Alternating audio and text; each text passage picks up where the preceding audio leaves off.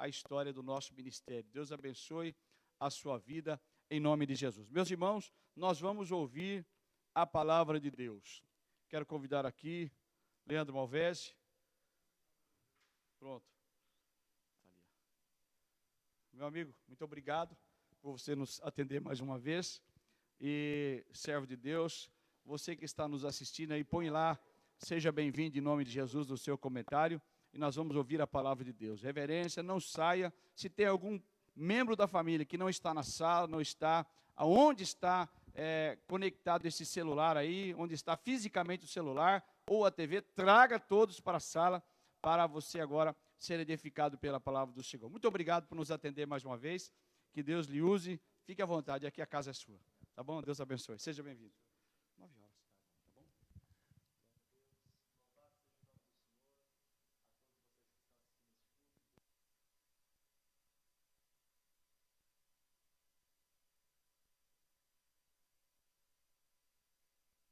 Possam ser tocados pela bendita mão de Deus e que o Espírito Santo do Senhor, Ele trabalhe em seu favor e que você consiga, nesta noite, cultuar com tranquilidade e que seu coração esteja aberto para ouvir a palavra do Senhor. Antes das minhas introduções na palavra de Deus, eu quero fazer o agradecimento ao pastor Liseu, que sempre muito confiante nos cede a oportunidade aqui na DPerus, na cidade de Campo Limpo, na Regional 5, e tem sido muito gratificante os momentos que eu tenho passado aqui. Ao entrar aqui no templo, eu encontrei o pastor Pedro, né, que é irmão do pastor Eliseu ali, e eu falei para ele uma palavra que gera até uma certa emoção. Eu falei, pastor, que saudade de dar um abraço num crente, que saudade de dar um abraço no Senhor. E nós estamos em dias em que nossa fé está sendo provada, e com certeza toda aprovação vem de Deus, porque o diabo a ninguém prova, Deus prova os crentes. Então Deus com toda certeza está nos provando, e eu sei que nós sairemos vitoriosos, porque a força que nós confiamos não é a nossa, é a do nosso Senhor. E sabemos que por Ele nós tudo podemos. Provérbios já escreve dizendo, o cavalo se prepara para a peleja, mas a vitória ela vem do Senhor. E nesse dia muito oportuno, eu gostaria de transmitir a vocês uma palavra de Deus, Gálatas capítulo de número 4, eu gostaria de ler aqui com vocês os 6 versículos do capítulo 4 e fazer uma exposição. Eu vi uma mensagem na internet de um pregador muito admirado pela nossa nação, aqui no nosso estado de São Paulo também, e ele dizia, o que é o coronavírus? Eu acho que uma pergunta muito contundente para esses dias é onde está Deus no período do coronavírus? Talvez muitas pessoas estejam fazendo essa pergunta, talvez muitos cristãos estão recebendo como inquirição essa pergunta, estão sendo colocados, sufocados em cantos, estão sendo pressionados acerca de respostas. Os teólogos estão também tentando responder, os escatólogos estão cada vez mais querendo dar previsões acerca das profecias e o que elas diziam acerca do coronavírus, mas a Bíblia tem uma resposta acerca de onde Deus está.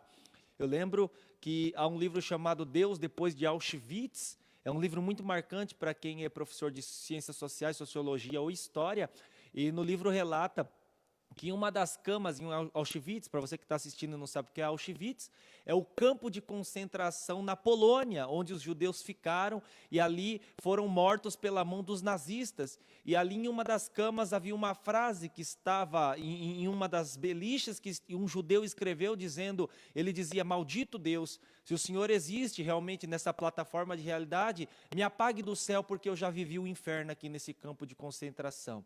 E o Papa, ao ver aquela frase, ele fez uma pergunta aos repórteres mundiais e ele disse, onde estava Deus no período de Auschwitz?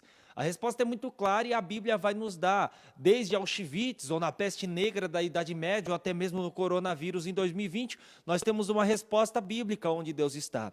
Gálatas capítulo 4, versículo 1, a Bíblia diz da seguinte maneira, eu digo-vos, pois, que todo o tempo em que o herdeiro é menino, em nada difere do servo, ainda que seja senhor de tudo, mas está debaixo de tutores e curadores até o tempo determinado pelo Pai. Assim também nós, quando éramos meninos, estávamos reduzidos à servidão debaixo dos primeiros rudimentos do mundo, mas, vindo a plenitude dos tempos, Deus enviou seu Filho, nascido de mulher, nascido sob a lei, para remir os que estavam debaixo da lei, a fim de recebermos a adoção de filhos. E porque sois filhos, Deus enviou aos nossos corações o Espírito de seu Filho, que clama, Abba, Pai. A Bíblia Sagrada, ela narra para nós que Deus tem um plano para a humanidade. O plano de Deus é reconciliar com a humanidade o relacionamento, porque Ele tem interesse de ter um relacionamento profundo com a coroa de sua criação.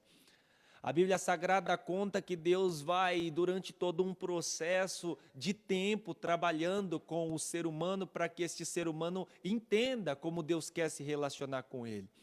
A Bíblia Sagrada ela é muito clara e enfática a dar-nos expressões muito claras. Nós, às vezes, temos dificuldades com essas ênfases e até mesmo para explicar. Você já parou para pensar que Deus é atemporal, Ele não tem um tempo em si? Você já parou para pensar que Deus é transcendente, Ele está acima da nossa realidade? Mas você também já parou para pensar que Deus é imanente, Ele infere nessa realidade, Ele age ao nosso favor? Através de todo este propósito, nessas 3 palavras, nós temos uma única doutrina que é chamada a doutrina da providência. A doutrina da providência, ela entende, ela trabalha a ideia de que Deus olhando o estado deplorável do homem, e Romanos escreve que Deus olhando para a terra não viu um justo sequer, Deus fez um plano para que pudesse se encontrar com este ser humano. Olhando por este aspecto, deste plano de Deus para se encontrar com o ser humano, eu trabalho também a ideia do tempo. O tempo que existe agora em que nós estamos vivendo, esse tempo cronometrado pelo relógio, esse tempo que nós somamos pelo calendário, é também um tempo que não existe dentro do plano de Deus, ou seja, no plano original. Ele é um projeto, ou seja, ele é um objeto que é formado depois da queda do Éden. Ou seja, o tempo ele é uma consequência do pecado. O pecado trouxe o tempo. E o tempo trouxe alguns problemas que foram sendo gerados dentro da esfera da vida do ser humano. Com isso, o tempo trouxe doenças. O tempo trouxe degeneração do caráter do ser humano. Com isso, o tempo trouxe a morte. Com isso, o tempo trouxe a inclinação à idolatria no coração do homem e a perversão de sua moralidade. O tempo trouxe ambição ao coração do homem. E o tempo foi mostrando para o homem que quanto mais tempo ele pensa que tem, menos tempo ele tem, porque o tempo, a partir do momento que o pecado foi introduzido na vida do ser humano, limitou a vida do ser humano, porque agora ele precisava correr contra o tempo. E a Bíblia, quando fala de tempo, e ela coloca Deus relacionado ao tempo, ela coloca que Deus trabalha dentro de 3 tempos. O primeiro tempo que Deus trabalha é o tempo cronometrado, é o tempo que nós chamamos de cronos. Dentro desse tempo, Deus tenta fazer com que na linha de nossa vida, Ele vá provendo segundo as nossas necessidades, e Ele vai trabalhando ao nosso favor para que nós, como filhos, recebamos de suas mãos os benefícios que Ele tem para nós. Ou seja, nós não estamos apenas seguindo um plano, jogados a esmo, ao léu, não, pelo contrário, nós estamos debaixo das mãos poderosas de Deus, e neste tempo que gera doenças, que gera morte, que gera o caos, Deus está nos preservando, e Ele está provendo para nós, porque somos seus filhos.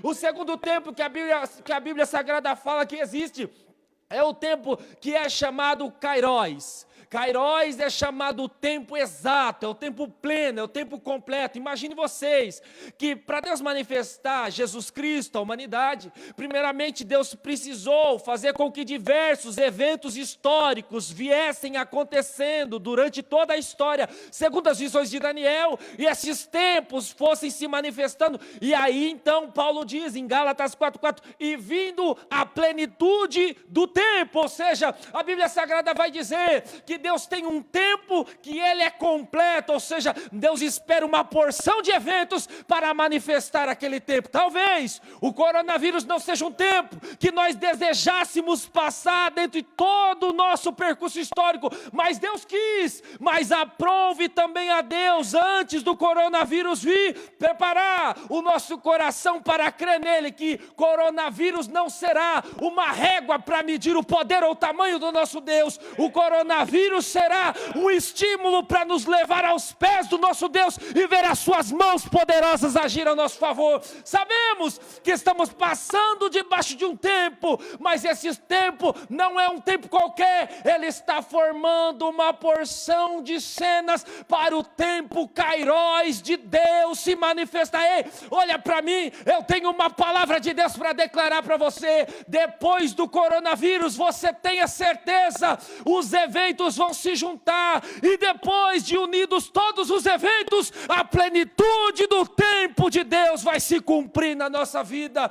A Bíblia está dizendo que Deus, dentro de um tempo, provém para os seres humanos, dentro de outro tempo, Ele vê se unir o seu propósito para cumprir o desejo que Ele tem sobre a humanidade.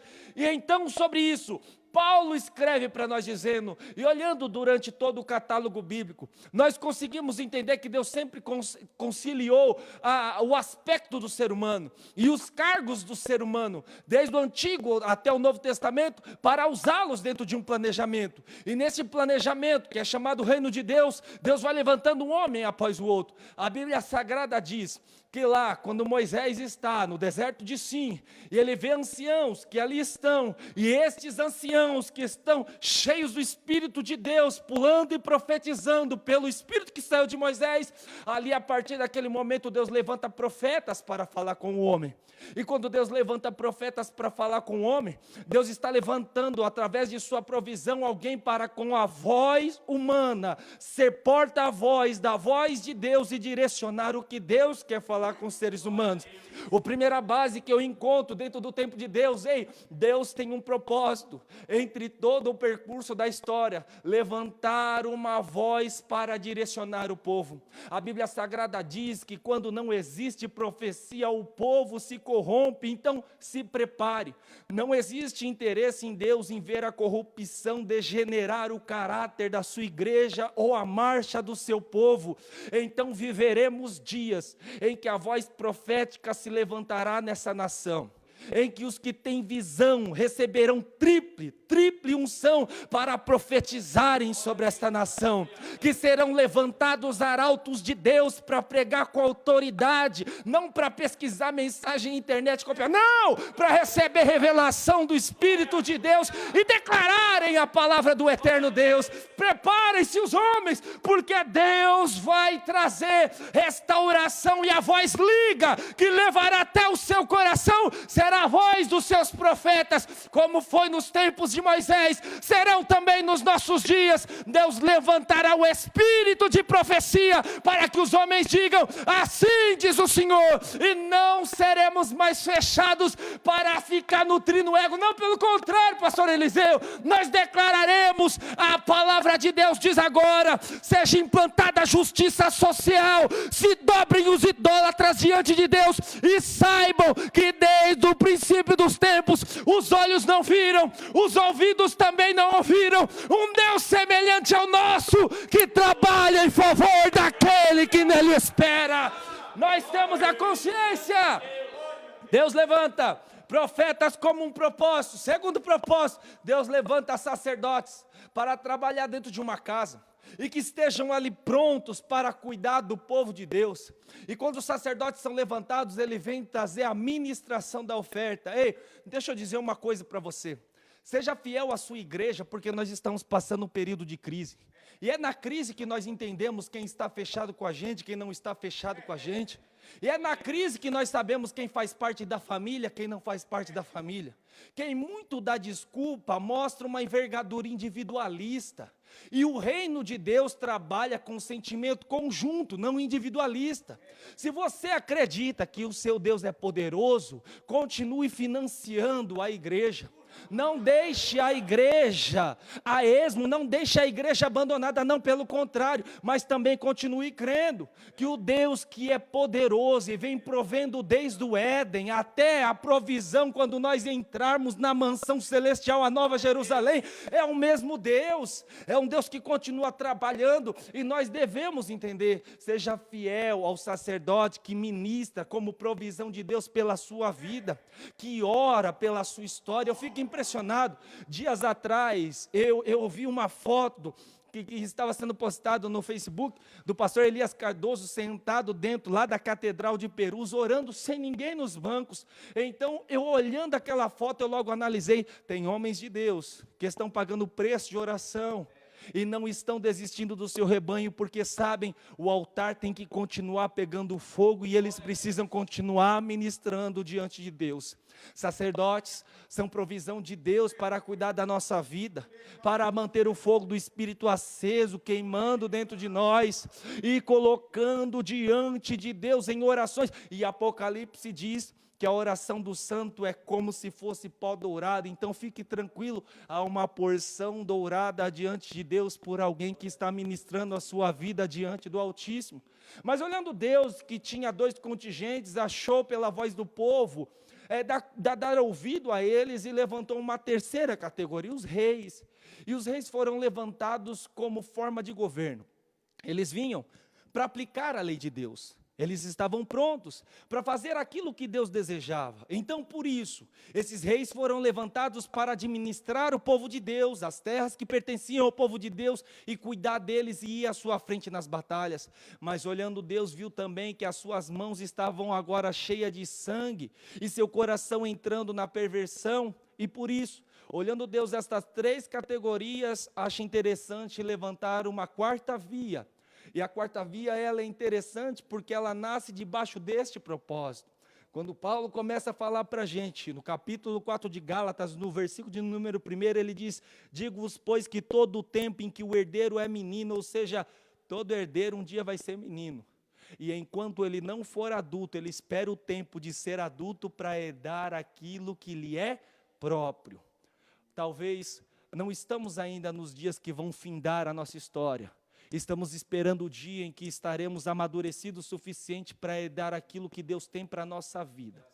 E estamos esperando o tempo adequado de Deus para cumprir o propósito completo na nossa história. Não obstrua e nem cesse e nem rache ao meio o propósito que Deus tem na sua vida. Sabe uma coisa que eu acho interessante? É que durante todo o período da história, quando Deus vai trabalhando o seu plano, e durante esse tempo Ele vai trabalhando com os seres que são seu povo, Ele vai os batizando na angústia, para que eles consigam levantar uma espiritualidade sadia. Porque todos os homens de Deus do Antigo Testamento são chamados a um batismo de angústia. D.J. Wilkerson falava sobre isso no seu último sermão, antes de falecer, que todos nós somos levados a um batismo de angústia. O cristianismo nos gera mesmo essa dificuldade, às vezes, humana, de nos dobrarmos, de irmos buscar a Deus nos dias de nossa dificuldade, confiarmos nele e ficarmos esperando de onde virá. Mas a certeza é que o nosso Deus não é surdo, que o nosso Deus não é mudo, e que o nosso Deus não é inoperante. Não, pelo contrário, a Bíblia Sagrada diz que Jeremias foi parar no fundo de um poço chicoteado, mas clamando a Deus e esperando a provisão, e Deus mandou Obed-Meloque o tirar de lá de dentro do poço. A Bíblia diz que Ezequiel, o escravo na Babilônia, perdeu a sua esposa e não pôde chorar, mas Deus estava cuidando de Ezequiel. A Bíblia diz que Deus pediu para Amós largar a sua junta de bois e seguir ao Senhor. A Bíblia diz para Eliseu largar todos os seus parentes e ir atrás de Elias. A Bíblia fala de homens e mais homens como Abacuque, que precisou subir na sentinela para ouvir a voz de Deus, e não ouvir a palavra que ele esperava, mas ouvir a palavra de Deus. A Bíblia Sagrada diz que Isaías precisou andar nu na cidade para cumprir a palavra de Deus. Todos nós somos chamados a um momento de angústia, onde Deus identifica que a nossa espiritualidade está sendo filtrada. Precisamos entender, amados, que esse período não é um período vão, não, pelo contrário. Talvez você não se perguntou, porque Deus te colocou isolado na sua casa, te dando mais tempo, não para você ficar vacante, não para você ficar apenas na frente da Netflix, não para você ficar apenas desengarrafando aquilo que é desnecessário, não para ficar apenas limpando o quintal, não, pelo contrário, não estou dizendo que isso é vão, mas eu estou dizendo que é um propósito de Deus para você ter mais tempo, neste tempo, porque Deus quer ter mais tempo com você. Deus está nos chamando. Parece que Deus parou toda a sociedade para mostrar, se Ele fizer, acontece, e se Ele não fizer, os homens só podem cruzar o braço e esperar Ele fazer. Você acha que os cientistas de todo mundo ficariam um dia confusos com o avanço tecnológico, com o avanço em pesquisa, e não conseguiriam achar uma vacina para um tipo de pandemia que talvez para nós seria solucionado com um estalo de dedo? Não conseguiram. Você pensaria um dia que a economia de todo mundo pararia, entraria em colapso? Você pensaria um dia em que os governantes ficariam um lutando contra o outro, porque não sabem o que fazer, não sabem que medida tomar, não tem um plano de ação? Você pensaria que um dia nós iríamos refletir e parar para pensar realmente, o Deus de Israel, o único Deus, sabe, pastor Pedro, sabe, pastor Eliseu, sabe o que nós viveremos após essa pandemia? Teremos a maior nuvem de testemunhos de crentes que começarão a relatar que esse período difícil, sim, foi um período turbulento, complicado, mas Deus levou corvos para prover para profetas, porque o plano de Deus era aperfeiçoar os dons daqueles que são igreja, para se levantar neste tempo. A quarta via que Deus levanta dentro do período do seu tempo e propósito é a igreja. E a igreja é o corpo do seu Filho Jesus Cristo, que militante sobre esta terra, ela vem para trabalhar o propósito de Deus, aleluia. Eu estou sentindo a presença de Deus aqui, e é isso que Deus está falando. Deus, tendo uma herança gigantesca no reino da glória, resolveu trazer novos filhos para a sua aba de pai, e trazendo-os debaixo de sua aba, os fez herdeiros pelo seu filho. Mas antes, entenderiam todos os seus filhos que viriam até ele, que há o tempo exato para o testamento de Deus ser aberto e ele nos dar a nossa herança. Então Paulo escreve para nós dizendo, no versículo de número 2, mas está debaixo de tutores e curadores até o tempo determinado pelo Pai. Só há um tutor digno de guiar o crente sobre o caminho inerrante, é o Espírito Santo de Deus. O que eu acho interessante nesses dias, eu lembro que quando eu estudei na Universidade Presbiteriana, eu estava fazendo mestrado em ciência da religião, um professor disse para mim da seguinte maneira: você crê que Deus usa pessoas para falar em línguas? Eu falei, eu acredito que Deus usa, eu sou pentecostal. Ele disse, se você tem uma justificativa bíblica, eu gostaria de ter uma explicação mais técnica, e você me explicasse para toda a sala, para mim agora. Eu parei e fiquei travado, eu pensei que eu não teria uma resposta para dar para ele, então, pensando um pouquinho, eu falei, já sei o que eu vou responder. Eu falei, professor, eu não posso explicar para o senhor. Ele disse para mim, está vendo, você confessa algo que nem você pode explicar. Eu falei, não, professor, não é isso. É que a Bíblia diz que os sinais seguem aos que creem, e os que não creem não vão ver os sinais. Então, primeiro, eu não posso explicar algo que o senhor não crê. E dentro deste período, os cessacionistas vão tomar um chacoalhão, porque parece que nós nunca tivemos um período como esse, em que devemos confiar no Espírito de Deus, em sua ação poderosa, e vê-lo movimentar os crentes. Sabe, amados, antes você podia transitar com sua ciência, seus sofismos, sua filosofia, sua autoconfiança, sua formação de seminário teológico, seus mestrados e doutorados, e sair por aí fazendo discurso. Hoje você só depende de joelho no chão, oração, e pedir para o Espírito agir onde você não pode ir. Antes você era confiante, achando que seu recurso era a garantia de suas mãos. Agora Deus te colocou dobrado e fez saber que se o coronavírus te pegar, teu dinheiro não vale de nada. E como diria Eclesiastes, vaidade de vaidade, tudo é vaidade. Vai embora, o tempo leva, e você não poderá usufruir disso. Veja, parece que neste tempo Deus está dizendo para nós, deixe que o tutor que veio dos céus para cuidar de nossa vida fale dentro de nós. Eu falava no culto do camp na sexta-feira na Catedral de Perus, eu quero repetir para você. Quando o capítulo 14 do Evangelho segundo escreve João, fala acerca do Paracleto, o Espírito Santo. Ele fala que o Espírito Santo tem um papel de advogar dentro de nós. E quando ele fala o papel de advogar, ele fala que o Espírito Santo vem para falar as verdades dos céus dentro de nós. O que nós devemos entender nesses últimos dias, o Espírito está dentro de nós para falar que o Pai está trabalhando. O Espírito está dentro de nós para falar que o noivo está voltando. O Espírito vem falar dentro de nós que nenhum valor lá fora vale mais do que os valores que são implantados aqui dentro. O Espírito Espírito vem falar dentro de nós, tudo passa. A glória dos homens, a soberba da carne, a avareza da vida, o que os olhos veem, mas não passa a palavra do nosso Deus, porque ela é eterna.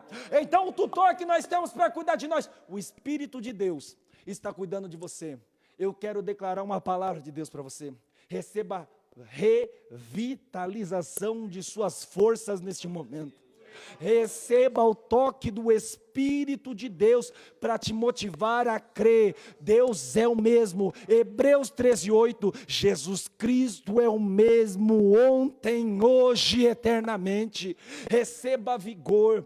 O fraco, o cansado, entenda quem é o nosso Deus. A Bíblia diz no livro do profeta Isaías, que aquele que não sabe não dá ouvido, que o Deus, o Todo-Poderoso, que não cansa, não se fatiga, dá força ao cansado. E os que confiam no Senhor renovarão as suas forças e voarão como águias. Nós devemos entender que o nosso Deus está trabalhando ao nosso favor, mas antes de tudo, deixe o Espírito trabalhar em seu interior. Sabe uma coisa interessante? Quando os barcos vão entrar em reforma, eles são levados à oficina portuária. E você sabe qual é a forma que o barco é reformado? Ele primeiro é colocado na baia. Você corta o meio do barco. Você tira as duas pontas e estica ele. E depois você traz no centro um tamanho maior do que o havia. E você vai soldando ele. Talvez nesse período você está passando problemas que você nunca passou. E eu gosto muito desta área e da dinâmica de Deus, porque Deus não é mágico, não é o Merlin para ficar trazendo mágica para você. Deus não é o Mr. M para ficar trazendo mágica de cartão, não. Deus não é isso, não. Deus é pedagogo e ensinador por excelência. Se você quer paciência, Ele te leva a alta tribulação para você aprender a ser paciente. Se você quer amor, Deus traz pessoas com ódio para você aprender a amar. Se você quer dinheiro, Deus te dá força e te ensina a trabalhar para você enriquecer. Deus não é mágico para ficar aí gerando mirabolantes acontecimentos, não. Deus é pedagogo, Ele vem para ensinar. E talvez você é um barco que Deus te levou à área portuária para expandir a sua vida. E neste momento tão caótico, eu tenho uma palavra de Deus para você. Suas mensagens velhas, tirem ela do seu bornal, porque Deus te dará revelações novas. Seus cânticos, que eram músicas repetidas que ficavam condoendo e cultuando amarguras do passado, vão ser jogadas fora. Deus vai trazer sobre a sua boca um cântico novo. Você que tem uma oração repetitiva e não consegue tirar ela, Deus vai limpar seu coração e vai te dar uma oração nova. Você que estava enjoado dos cultos, Deus está te dando saudade dos cultos para você voltar para a igreja. O que você precisa entender? Deus é pedagogo por excelência. E sei, onde está Deus no coronavírus? Está trabalhando em cima do seu plano para que possa se cumprir o tempo adequado na nossa história. Versículo de número 3, a Bíblia diz da seguinte maneira. Deixa eu tomar água que eu também não sou de aço aqui, né? Em nome de Jesus.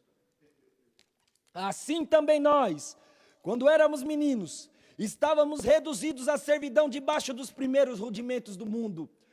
Aquele que vive escravo do passado sempre estará trancado ao tempo em que está escravizado. Mas a Bíblia Sagrada diz que aquele que está em Cristo, nova criatura é. Porque de que adianta Deus trazer um novo tempo para a sua vida se a sua estrutura está presa ao passado? Como pode trabalhar novo tempo uma pessoa se a sua mentalidade é do passado? Uma pessoa me fez uma pergunta certa vez e ela disse: quais são as 3 características que você dá para uma pessoa ter um ministério de sucesso? Eu digo, primeiro, para eu saber se uma pessoa deseja ter um ministério de sucesso, eu olho a biblioteca da casa dela. Porque o que ela lê é o que ela confessa. E se ela tem péssimos livros, a confissão dela é péssima também. Segundo, eu quero saber qual é o período de oração que ela entrega a Deus semanalmente. Porque uma pessoa que ora pouco não consegue ficar em pé espiritualmente. Pode ficar fisicamente, economicamente, intelectualmente, agora espiritualmente não fica. Porque o combustível da vida é a oração, é a oração. E a Bíblia diz que é na fé que nós nos movemos, não é por vista. Nós devemos entender que aquele que ora, logo entrega suas palavras a Deus, confiando que Ele é o melhor psicólogo, que Ele é o melhor médico, que Ele é o melhor economista, que Ele é o melhor estrategista, que Ele é o melhor governante. Se você entrega a sua vida a alguém em palavras, você está dizendo para essa pessoa: estou abrindo a minha vida para você, estou acreditando, você é o único que tem poder para fazer isso que eu não tenho. A oração é uma confissão. Outro dia um rapaz me fez uma questão interessante, um adolescente, ele me perguntou: ora, deixa eu te fazer uma pergunta, eu oro e não vejo as coisas acontecer, por que eu deveria continuar orando? Eu oro e as coisas não acontecem, as coisas não mudam. Eu falei: muda. Você quer fazer o que com a sua oração? Você quer que a sua oração mude Deus? Porque tem gente que acha que ora para mudar Deus, e a oração não muda Deus. Não, pelo contrário. Deus não tem o que mudar, Ele é perfeito. A Bíblia Sagrada já expressa isso. E aí eu disse para ele uma historinha bem interessante de um rapaz que morava próximo a uma província chinesa. E o mestre disse para ele: olha, eu quero durante 7 dias que você suba lá naquele pico e você empurre aquela pedra para que ela caia em cima dessa cidade. Eu quero ver essa cidade esmagada. O moço subiu em cima do pico, ficou empurrando a pedra, mas não conseguiu remover ela, 1 centímetro sequer. Quando ele desceu no 7º dia frustrado, procurou o mestre disse assim: e aí, conseguiu? Ele disse: não consegui. O mestre disse: que bom, eu sabia que você não conseguia. Então ele ficou revoltado, disse: como que o senhor sabia que eu não conseguia? Ele disse: porque a pedra é muito pesada, como você vai remover ela? Mas olha a sua estrutura física. Quando ele olhou, seus músculos estavam mais enrijecidos. Pois é, o mestre disse: você não removeu a pedra, mas você ficou bem mais forte. A gente precisa entender, oração não fortalece a Deus, oração fortalece a nós. Precisamos ir a um caminho, sabe, em que a nossa vida crie novas perspectivas. Em nome de Jesus, amplie a sua visão. Deixe de ter uma visão limitada. Conquiste o que Deus te deu para conquistar. Tenha mais coragem de romper os obstáculos após essa pandemia. Talvez muitas pessoas vão reestruturar a sua vida. E mais uma coisa, esteja confiante. Nós estamos debaixo da provisão e da tutela do nosso Deus. Quantas pessoas nós temos visto reclamar nesses últimos períodos: o que vai ser da minha vida depois do coronavírus? Você vai continuar debaixo do plano de Deus e Ele vai continuar trabalhando como sempre esteve pela sua vida. Algumas pessoas estão temorosas: como eu vou pagar as minhas contas como você sempre pagou? O tempo é a medida exata para resolver todos os problemas da história. Você precisa de tempo para aprender a perdoar, você precisa de tempo para aprender a se planejar, você precisa de tempo para esclarecer seus pensamentos, você precisa de tempo até mesmo para esclarecer a sua fé. Tudo é debaixo do tempo. Então espere que o tempo passa na medida exata, porque uma coisa é certa: Deus tem um tempo que vai marcar a nossa história. A Bíblia Sagrada então diz no versículo 4: mas vindo a plenitude dos tempos, ou seja, vindo o tempo completo, o tempo em que Deus esperou todos os eventos se cumprir. Deus esperou o império assírio, babilônico, persa, grego, romano, e quando o romano estava, Deus enviou seu filho na plenitude do tempo, quando todos os impérios já tinham se levantado segundo a profecia, e ele cumpriu aquilo que ele disse que faria. A Bíblia diz que Deus não é homem para que minta, e nem filho do homem para que se arrependa, porque quando Ele fala, Ele confirma as suas palavras. A Bíblia Sagrada diz que Deus não faria nada sem que antes confirmasse aos seus filhos, os profetas. A Bíblia Sagrada também diz que nos tempos anteriores Deus falava por meio de profetas, mas neste tempo Deus fala pelo seu Filho a todos nós. Sabe, talvez algumas pessoas possam pensar: o cristianismo já era, a igreja evangélica também, mas nós temos uma palavra para esses que estão aí. Em nenhum momento a história saiu da mão de Deus. Em nenhum momento Deus perdeu o controle da história. Você quer um exemplo claro? Israel estava no Egito, eles estavam crescendo e entraram debaixo de uma escravidão pesada. Segundo a estatística da conta, são 430 anos, mas são 220 de escravidão. Nesses 220 anos, Deus viu seu povo escravo, sofrendo, mas Ele não moveu um dedo sequer para adiantar ou atrasar a história. Por quê? Porque não estava no seu plano. Não é porque coisas ruins acontecem que Deus muda o plano, porque todas as coisas ruins que se desencadeiam no curso da história acontecem porque são consequências do Éden. Foi Adão quem semeou isso, mas nós sabemos que há um novo tempo, segundo Jesus Cristo, que nós vamos viver, e este tempo será glorioso, e o cristão precisa entender que sobre esta terra ele é apenas um passageiro, ele é um peregrino. Ele está transitando, e a sua vida vem para cumprir o plano, o propósito de Deus dentro deste tempo. Mas o versículo de número 5 vai nos dizer, para redimir os que estavam debaixo da lei, a fim de receberem a adoção de filho. Deus tinha um tempo exato, e dentro deste tempo, Deus resolveu eliminar todos os protótipos da lei, fazer com que a vida do seu filho cumprisse a lei perfeita e desse a nós uma nova oportunidade, uma adoção de filhos. Temos o direito de sermos chamados filhos de Deus nesses últimos períodos. E também temos o direito de, um dia, nos assentarmos na mesa do nosso Pai e com Ele comemorarmos o casamento do seu filho. Nós temos a plena certeza que nós estamos no caminho certo. Cristão, escute esta palavra. Não desista da sua fé neste período, nem vire as costas para o seu Deus, não saia por aí promovendo loucuras, ou então tomando decisões precipitadas, porque você talvez diz, tudo já era. Não, não era. O nosso Deus é um Deus de recomeço, o nosso Deus é um Deus que em Cristo as coisas se tornam novas, e Ele faz um novo marco para nós prosseguirmos a nossa história.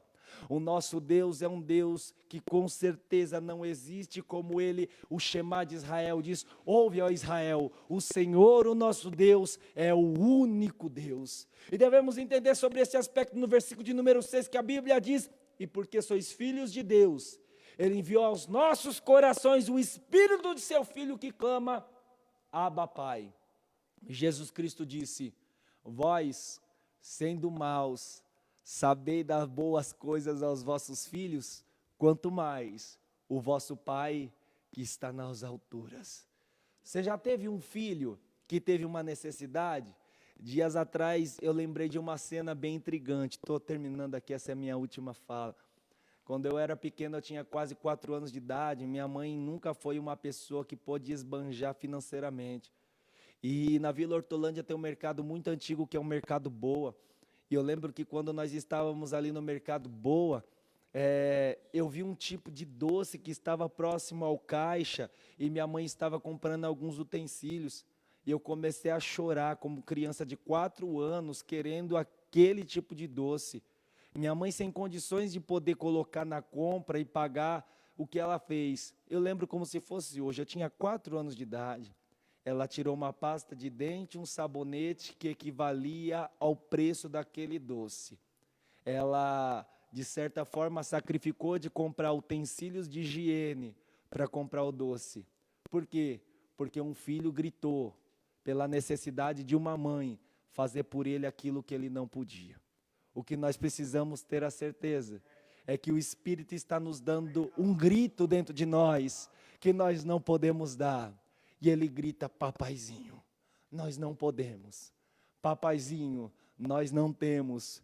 Papaizinho, nós não conseguimos, mas nós sabemos, tu tens, tu podes, tu consegues. Então tenha ciência dentro desse tempo. Onde está Deus dentro do coronavírus?